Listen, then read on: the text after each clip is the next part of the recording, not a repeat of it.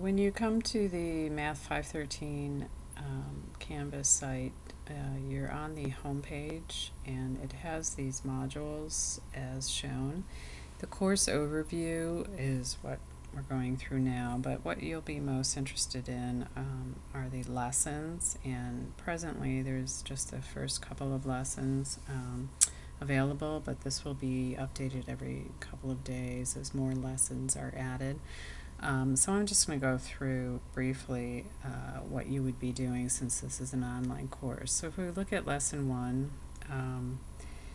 you'll see there's some textual explanation, but for the most part the lessons will be stepping you through the creation of various programs using the Scratch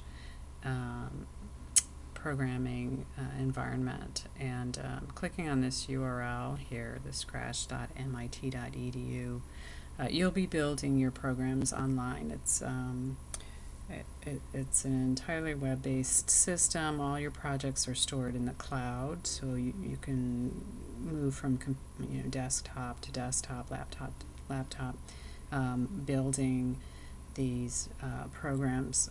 One point to note, Scratch is implemented using Flash, so this will work on a Windows machine or a Mac, but not on, say, an Android tablet. So you will need to use a browser that can support Scratch. And so the first lesson basically steps you through creating a Scratch account, signing in, creating a project, and so on. And so I tried to make each of these videos, they're relatively short, 3 to 4 minutes. So do a video and then actually go onto the Scratch website and build the code that the video demonstrates. And certainly pause the video as you go along and do each step. But that in fact is a big part of software development, is learning the concept of incremental development, that you have a very big problem and we break it into little pieces and we solve the pieces and constantly build, test. And so what you'll see in each of the lessons is how I incrementally build a program. I don't get it all working in one shot. We solve small pieces and then we put them together.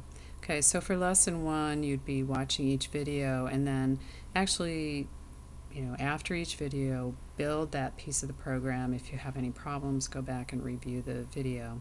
And then at the bottom of the page would be, say, the program that you'd be producing.